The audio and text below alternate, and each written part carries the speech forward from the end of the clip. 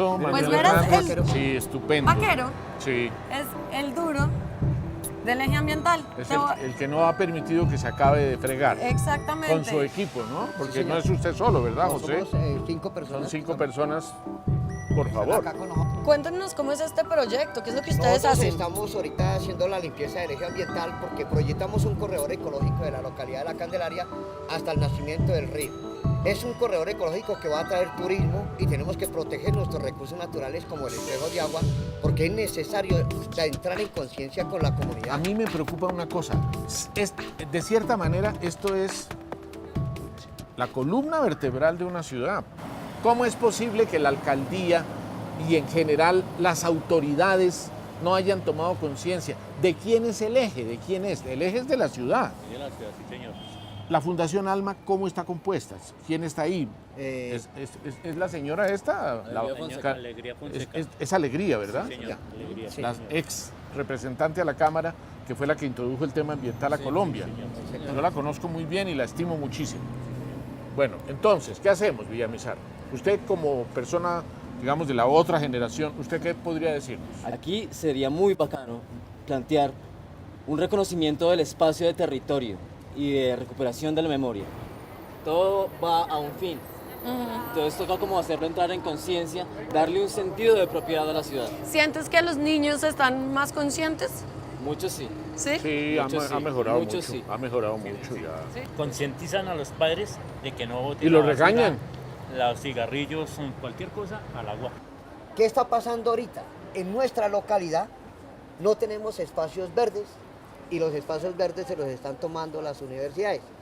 Haga de cuenta, la Universidad de América nos cercó el río, la Universidad de los Andes nos tiene cercada la ronda hídrica de la quebrada Roosevelt, la Universidad del Externado tiene cercada la quebrada Padre de Jesús, son espejos de agua, y está construyendo 2 torres dentro de los pulmones de la ciudad. Que nadie pone interés a eso. Están vulnerando las normas, están vulnerando los decretos, están vulnerando las leyes nacionales y locales.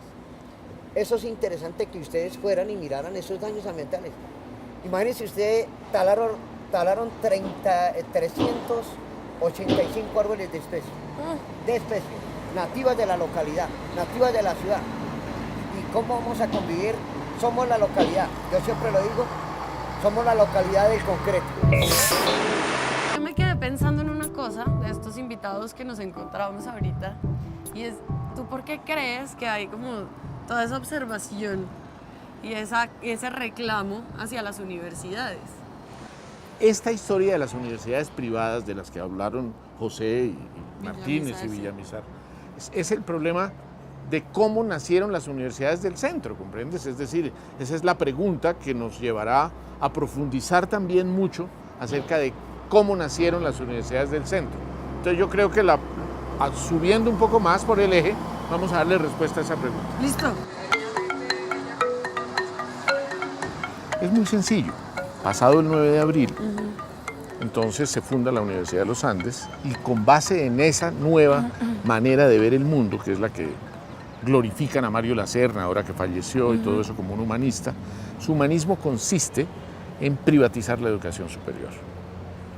Pero obviamente con una única meta, la lucha anticomunista. Entonces toda esta es la estrategia de esa lucha anticomunista que tiene que materializarse de varias maneras. Una es el ICETEX, la otra es el ICFES. ¿Cómo nace todo eso? Porque la academia sí estaba desde ahí, desde 1800. La academia sí ha estado La academia siempre. sí ha estado ahí siempre, entonces dicen, pues hagámosle como una cosa a la academia. Rodeemos la academia. Rodeemos la academia.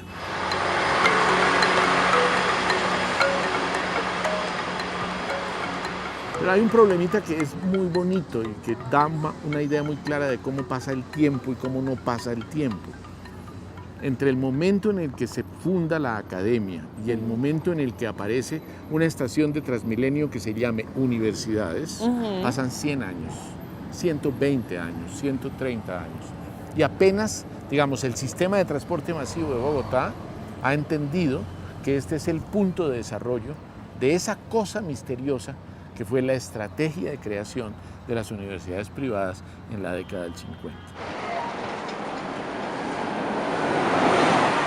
Igual, pregunto, desde antes, como ya habíamos hablado en otro capítulo, Sí, había sí, universidades acá. Ah, sí, sí, O sea, Libre, digamos, la Libre está en la Sexta desde hace mucho más antes, digamos, el Rosario, Ajá, lo habíamos pues visto que en el habíamos, otro sí. programa, perfecto. Pero esta como, digamos, preparación de las, llamemos así, las grandes familias para crear universidades para sus hijos alrededor de lo que también habíamos dicho, que es el francés, que es la Alianza, y el inglés, que es el Colombo. Entonces, fíjate lo que se arma, ¿sí?